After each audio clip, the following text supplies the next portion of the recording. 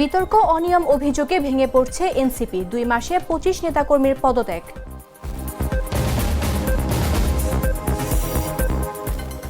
সাদা পাথর লুটের ঘটনায় অজ্ঞাতনামা ১৫০০ জনকে আসামি করে মামলা, গ্রেফতার ৫, লুটের প্রভাবে পর্যটকে ভাটা। জনগণ নির্বাচনমুখী হলে কেউ নির্বাচন ঠেকাতে পারবে না, মন্তব্য স্বরাষ্ট্র উপদেষ্টার। চাঁদাবাজদের আইনের আওতায় আনার হুঁশিয়ারি। ট্রাম্প জেলেনস্কির ঘণ্টাব্যাপী ফোনালাপ, সোমবার ওয়াশিংটনে ২ নেতার বৈঠক, সব বিষয় নিয়ে আলোচনা করার পরিকল্পনা। এবং পাকিস্তানে মেঘ ভাঙা বৃষ্টিতে আকস্মিক বন্যা, মৃত্যু ছাড়ালো ২৫০, মৃতের সংখ্যা আরও বাড়ার আশঙ্কা।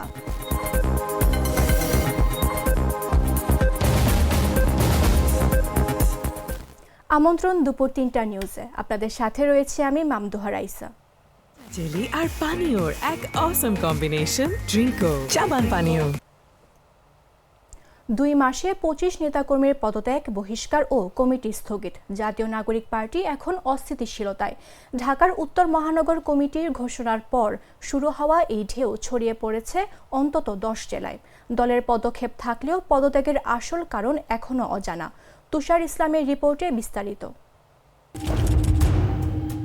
২ মাসে ২৫ নেতাকর্মীর পদত্যাগ, স্থগিত কয়েকটি জেলা উপজেলা কমিটি, বহিষ্কার আর অভিযোগের স্তূপ। জাতীয় নাগরিক পার্টি এনসিপি যেন এক অস্থিরতার কেন্দ্রে পরিণত হয়েছে। জনমনে প্রশ্ন ঘুরপাক খাচ্ছে, এ কি কেবল অভ্যন্তরীণ অব্যবস্থাপনা নাকি পরিকল্পিত অস্থিতিশীলতা? সবকিছুর সূত্রপাত জুনের শুরুতে ঢাকার উত্তর মহানগর সমন্বয় কমিটি ঘোষণার পর। সেখান থেকেই শুরু হয় পদত্যাগের ধারাবাহিকতা, যা দ্রুতই ছড়িয়ে পড়ে সিলেট, ফরিদপুর, চট্টগ্রাম, শরীয়তপুর, ফেনীসহ অন্তত ১০ জেলায়। অনেকেই প্রকাশ্য সংবাদ সম্মেলনে ক্ষোভ প্রকাশ করেন, কেউ বা ফেসবুকে স্ট্যাটাস দিয়ে জানান আর নয়। এনসিপির বিরুদ্ধে অভিযোগের তালিকা অনেক লম্বা। প্রকাশ্যে চাঁদাবাজি, বিতর্কিত ব্যক্তিদের দায়িত্ব দেয়া, আর্থিক লেনদেনের মাধ্যমে পদ বন্টন, অন্য রাজনৈতিক দলের লোকজনকে গোপনে অন্তর্ভুক্ত করা সহ নানা ধরনের ভয়াবহ অভিযোগ। সিলেটে একসঙ্গে ৯ জনের পদত্যাগ ছিল যেন আতশবাজির মতো, এক ঝলকে দৃষ্টিকারে সবার। মাদারীপুরের শিবচরে ৪ নেতা সংবাদ সম্মেলনে সরাসরি বলেন, দল পরিচালনার দায়িত্ব অযোগ্যদের হাতে, প্রকৃত কর্মীরা বঞ্চিত। চট্টগ্রামে যুগ্ম সমন্বয়কারী নিজামুদ্দিনের বিরুদ্ধে ওঠে ৫ লাখ টাকা চাঁদা নেয়ার অভিযোগ। যখন ভিডিওটি ভাইরাল হয় তারপর বহিষ্কার করা হয় তাকে। দলের এক নেতাকে মারধরের ঘটনায় এনসিপির রাজশাহী জেলার যুগ্ম সমন্বয়কারী নাহিদুল ইসলামকে দেয়া হয় সাময়িক অব্যাহতি। এনসিপির শৃঙ্খলা কমিটি বলছে, তারা শোকজ, কমিটি বাতিল আর বহিষ্কারের মাধ্যমে অভিযোগের জবাব দিচ্ছেন। কিন্তু দলের একাংশের দাবি, বিএনপি জামায়াত ঘেঁষা কিছু লোক ইচ্ছে করে এনসিপিতে প্রবেশ করে সুনাম নষ্টের কৌশল নিয়েছেন। সিনিয়র যুগ্ম মুখ্য সমন্বয়ক আব্দুল হান্নান মাসুদ দিলেন দায়সারা উত্তর। বললেন, অভিযোগগুলো তদন্ত করার পর প্রয়োজনীয় ব্যবস্থা নেওয়া হবে। কিন্তু প্রশ্ন থেকেই যায়, এনসিপিতে পদত্যাগের এ ঢেউ কবে থামবে? আর এর পেছনের আসল চালক কে বা কারা? উত্তরটা হয়তো এখনো দলের ভেতরের অন্ধকার করিডোরেই বন্দী। তুষার ইসলাম, জাগো নিউজ। সিলেটের ভোলাগঞ্জ থেকে প্রায় ২০০ কোটি টাকার সাদা পাথর চুপি চুপি চলে এসেছে ঢাকার ড্যামরায়। পাহাড়ি নদীর বুক থেকে উধাও হওয়া সেই পাথর গোপনে লুকিয়ে রাখা হয়েছিল গলির পর গলি পেরিয়ে রাজধানীর একেবারে ভেতরে। কিন্তু কিভাবে, কারা এই চক্রের পেছনে? তুষার ইসলামের রিপোর্টে বিস্তারিত।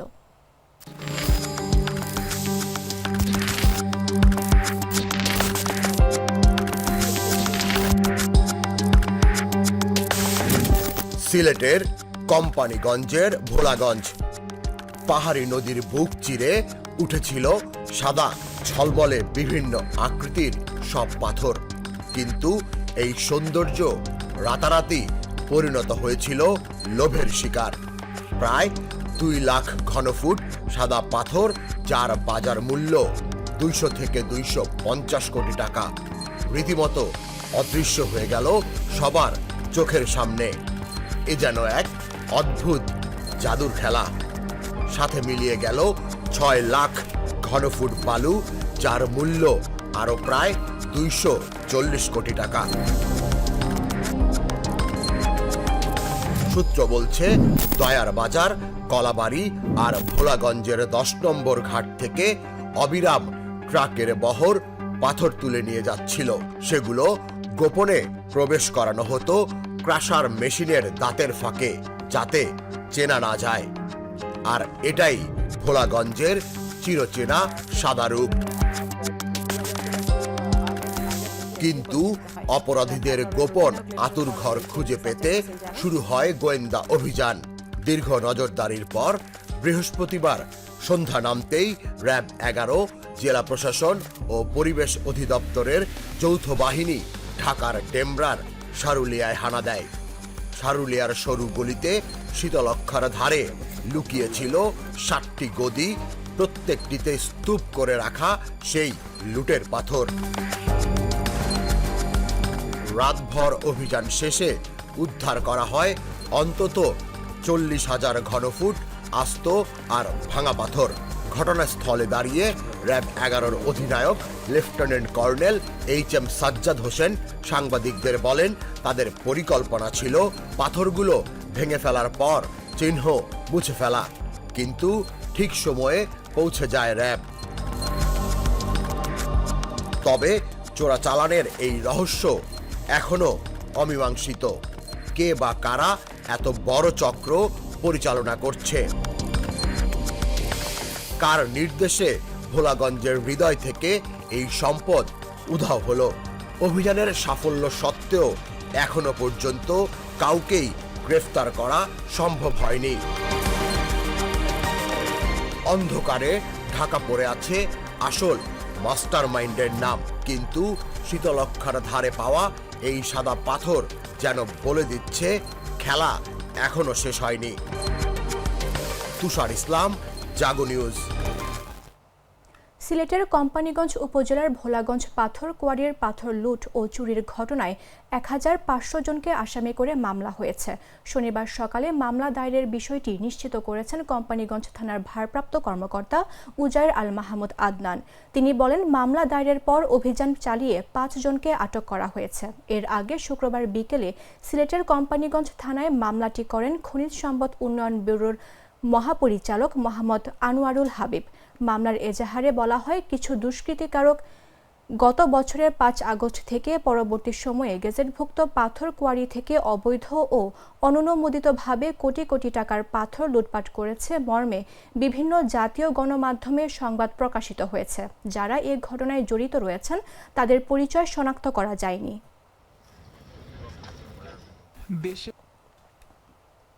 এদিকে লুটপাট আর তাণ্ডবের খবরে পর্যটক হারিয়েছে সিলেটের অন্যতম পর্যটন কেন্দ্র সাদা পাথর। শুক্রবার ছুটির দিনেও পর্যটক সমাগম ছিল একেবারে কম। সাধারণত শুক্রবার ও শনিবার ছুটির দিনে যেভাবে পর্যটকদের সমাগম ঘটে, সে তুলনায় পর্যটক একেবারে কম। পর্যটকদের বসার চেয়ারগুলোও অনেকটা ফাঁকা। সাদা পাথর ঘাট সূত্রে জানা গেছে, সাধারণত ছুটির দিনে 160টি নৌকা গড়ে 12 থেকে 15টি ট্রিপ দিয়ে থাকে, কিন্তু এদিন পর্যটক কম আসায় কেউই গড়ে 5টির বেশি ট্রিপ দিতে পারেনি। সাদা পাথর পর্যটন কেন্দ্র সংশ্লিষ্ট ব্যবসায়ী ও স্থানীয়দের দাবি, অন্যান্য ছুটির দিনের তুলনায় শুক্রবার 3 ভাগের 1 ভাগ পর্যটকের সমাগমও ঘটেনি। বিশেষ করে শুক্রবার ছুটির দিন বিশেষ হিসেবে পর্যটক সমাগম ছিল প্রত্যাশার চেয়ে অনেক কম। অবশ্য ঢাকা সিলেট মহাসড়কে দীর্ঘ যানজট ও ভোগান্তির কারণে অনেক পর্যটক সিলেটে আসছেন না বলেও জানিয়েছেন পর্যটন ব্যবসায়ীরা। এর বাইরে দেশের সার্বিক পরিস্থিতি বিবেচনা করেও অনেক পর্যটক এই মৌসুমে সিলেট আসছেন না।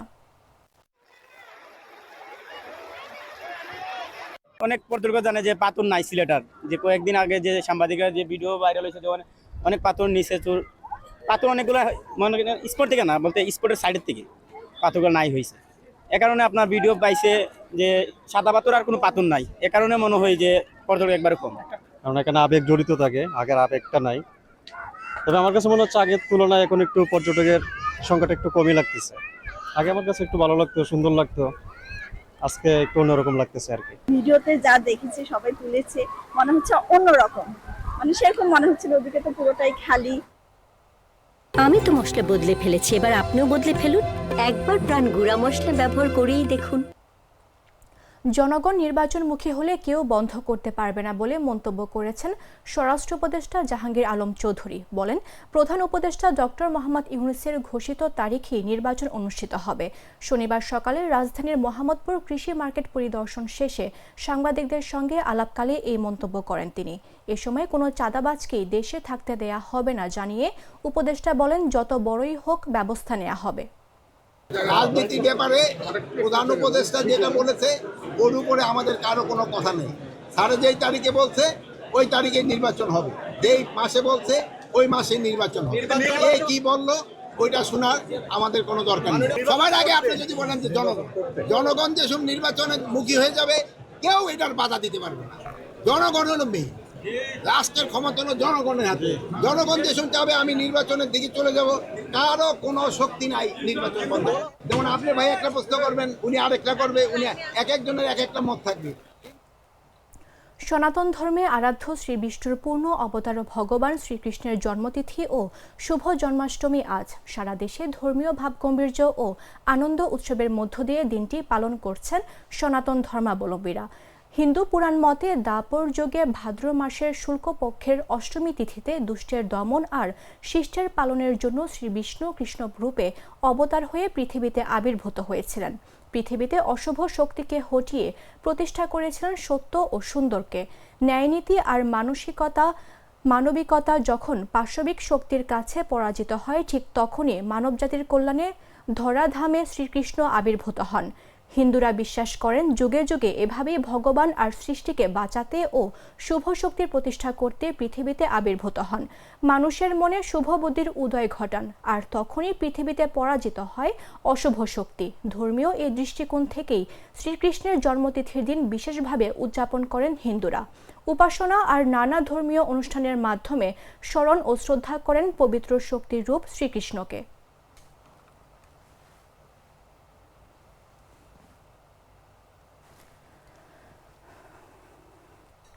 রাজধানীর গুলশানে হোটেল ওয়েস্টিনের সামনে একটি সাদা সিএফ মোটর বাইকে হেলমেট পরা এক ব্যক্তি, আর সেই দৃশ্য থেকে শুরু হয় চাঁদাবাজির নাটকীয় এক অধ্যায়।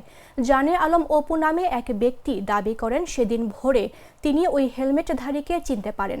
তার ভাষ্যমতে তিনি অন্তর্বর্তী সরকারের উপদেষ্টা আসিফ মাহমুদ সজীব ভুঁইয়া। এরপরই শুরু হয় আলোচনা, বিতর্ক আর পরপর ভিন্ন তিনটি বয়ান। তুষার ইসলামের রিপোর্টে বিস্তারিত।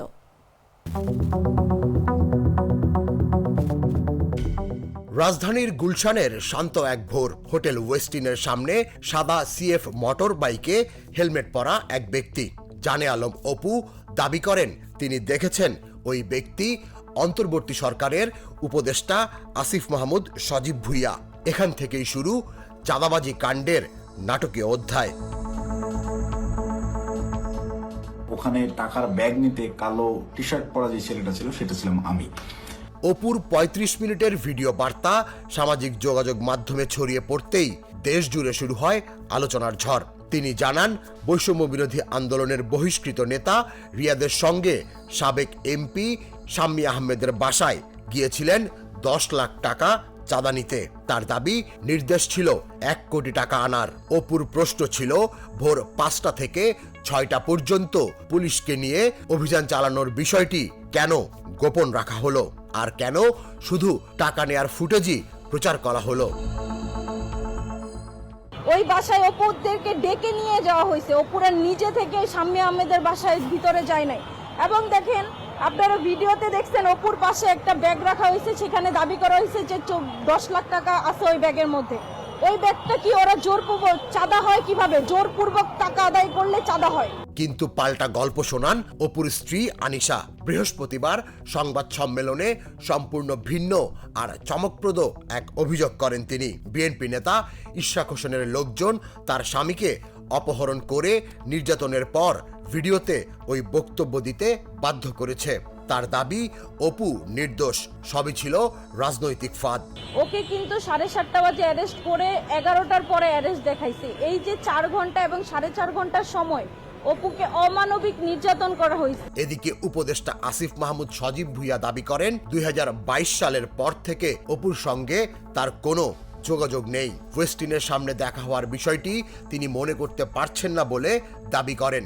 আর সিসিটিভিতে হেলমেট পরা কাউকে দেখে তাকে বলা হাস্যকর বলেই মনে করেন এই উপদেষ্টা। আপনাদের যে সমন্বয়করা গত বছর আন্দোলনে আপনাদের কাছে মহানায়ক ছিল, তারা হয়ে গেল চাঁদাবাজ। এখন প্রশ্ন হলো, কার বক্তব্য সত্য, অপু, তার স্ত্রী আনিশা, নাকি উপদেষ্টা আসিফ? অপু কি নিজের প্রাণ বাঁচাতে সব সত্য বলে ফেলেছেন, নাকি চাপের মুখে সাজানো গল্প শুনিয়েছেন? আর উপদেষ্টা কি সত্যি এই ঘটনার বাইরে? কেন জড়ানো হলো বিএনপি নেতা ইশাককে? গুলশানের সেই রাতের রহস্য এখনো উন্মোচিত হয়নি। সত্য লুকিয়ে আছে কারো মুখে, কিংবা হয়তো সিসিটিভির ফ্রেমের আড়ালে। তুষার ইসলাম, জাগো নিউজ।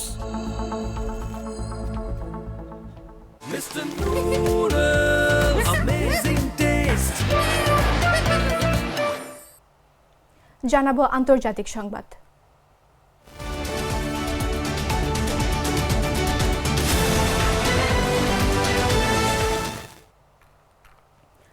রাজধানীর গুলশানে হোটেল ওয়েস্টিনের সামনে একটি সাদা সিএফ মোটরবাইকে হেলমেট পরা এক ব্যক্তি, তার সেই দৃশ্য থেকেই শুরু হয় চাঁদাবাজের নাটকীয় এক অধ্যায়। জানে আলম অপু নামে এক ব্যক্তি দাবি করেন সেদিন ভোরে তিনি এই হেলমেটধারীকে চিনতে পারেন। তার ভাষ্যমতে তিনি অন্তর্বর্তী সরকারের উপদেষ্টা আসিফ মাহমুদ সজীব ভুঁইয়া। এরপরই শুরু হয় আলোচনা, বিতর্ক আর পরপর ভিন্ন 3টি বয়ান। আগামী সোমবার ট্রাম্পের সাথে বৈঠকের জন্য ওয়াশিংটন যাবেন ইউক্রেনের প্রেসিডেন্ট ভলোদিমির জেলেনস্কি। আলাস্কায় রাশিয়ার প্রেসিডেন্ট ভ্লাদিমির পুতিনের সাথে মার্কিন প্রেসিডেন্ট ডোনাল্ড ট্রাম্পের শান্তি আলোচনার পর জেলেনস্কি তার আমেরিকান প্রতিপক্ষের সাথে 1 ঘণ্টারও বেশি সময় ধরে কথা বলেন। শনিবার সকালে জেলেনস্কি জানান, সোমবার ওয়াশিংটনে প্রেসিডেন্ট ট্রাম্পের সাথে যুদ্ধ শেষ করার বিষয়ে সব খুঁটিনাটি আলোচনা করার পরিকল্পনা করছেন তিনি। তাকে আমন্ত্রণের জন্য কৃতজ্ঞতাও জানান। এর আগে শুক্রবার আলাস্কায় ইউক্রেন যুদ্ধ নিয়ে একটি চুক্তি করতে বহুল প্রত্যাশিত বৈঠকে বসেন পুতিন ট্রাম্প। সেখানে কোনো চুক্তি না হলেও ট্রাম্প জানিয়েছেন আলোচনায় অগ্রগতি হয়েছে। এরপর ট্রাম্প দাবি করেন চুক্তির বিষয়টি নির্ভর করছে জেলেনস্কির ওপর।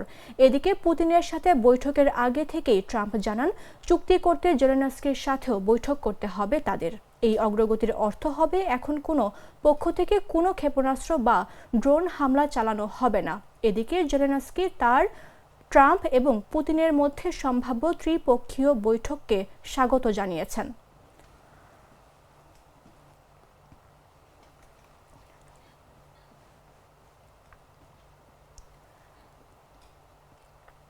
পাকিস্তানের উত্তর পশ্চিমাঞ্চলের মেঘ ভাঙা বৃষ্টির ফলে আকস্মিক বন্যা ও ভূমিধসে মৃতের সংখ্যা বেড়েই চলছে।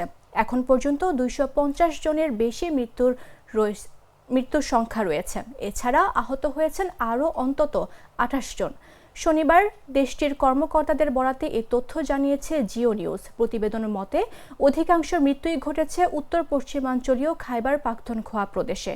এই অঞ্চলে 200 জনের বেশি প্রাণ হারিয়েছেন। আজাদ কাশ্মীরে 19 জনের মৃত্যুর খবর পাওয়া গেছে, আর গিলগিট বালতিস্তানে 12 জনের মৃত্যু হয়েছে। পরিস্থিতি খুব নাজুক হওয়ার পর মৃত্যুর আরও বাড়তে পারে বলে আশঙ্কা করা হচ্ছে। পাকিস্তানের প্রাদেশিক দুর্যোগ ব্যবস্থাপনা কর্তৃপক্ষের তথ্য অনুযায়ী প্রাণহানির পাশাপাশি ব্যাপক ক্ষয়ক্ষতিও হয়েছে। অন্তত 116টি বাড়ি ভেঙে পড়েছে। এর মধ্যে খাইবার পাখতুনখোয়ায় 34টি আংশিক ও 14টি সম্পূর্ণভাবে ভেঙে পড়েছে। গিলগিট বালতিস্তানে 14টি আংশিক ও 3টি সম্পূর্ণভাবে বিধ্বস্ত হয়েছে। এছাড়া আজাদ কাশ্মীরে 23টি আংশিক ও 28টি সম্পূর্ণ বিধ্বস্ত হয়েছে।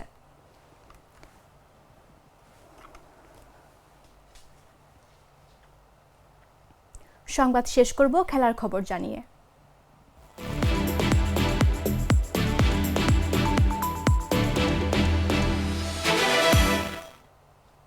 নতুন মৌসুমের আগমনে উষ্ণ হয়ে উঠেছে ইউরোপের ফুটবল অঙ্গন। শীর্ষ 5 লিগের 3টিরই নতুন মৌসুম শুরু হয়েছে গতকাল শুক্রবার।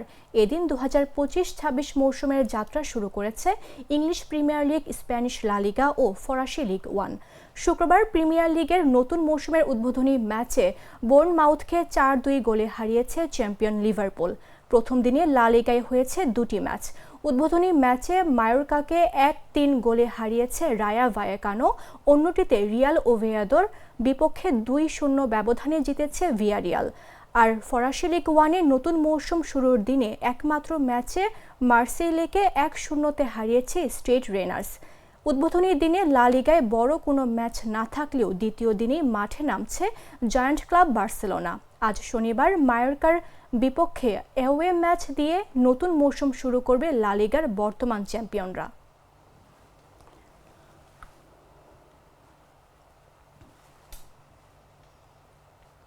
সংবাদ শেষ করার পূর্বে শিরোনামগুলো জানিয়ে দিচ্ছি আরও একবার।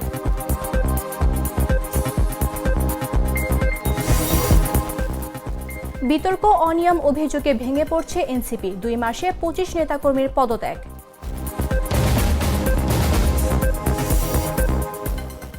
সাদা পাথর লুটের ঘটনায় অজ্ঞাতনামা 1500 জনকে আসামি করে মামলা, গ্রেফতার 5, লুটের প্রভাবে পর্যটকে ভাটা।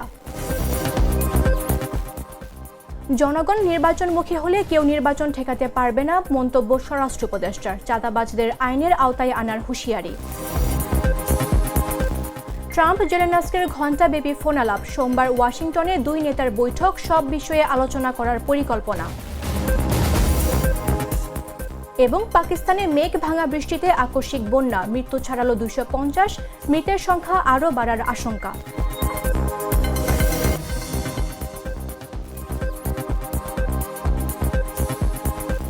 দর্শক, এই ছিল এখনকার মতো। প্রতি মুহূর্তে সর্বশেষ খবর জানতে ভিজিট করুন jagonews24.com। ফলো করুন আমাদের ভেরিফাইড ফেসবুক পেজ এবং সাবস্ক্রাইব করুন জাগো নিউজের ইউটিউব চ্যানেল। ধন্যবাদ সবাইকে।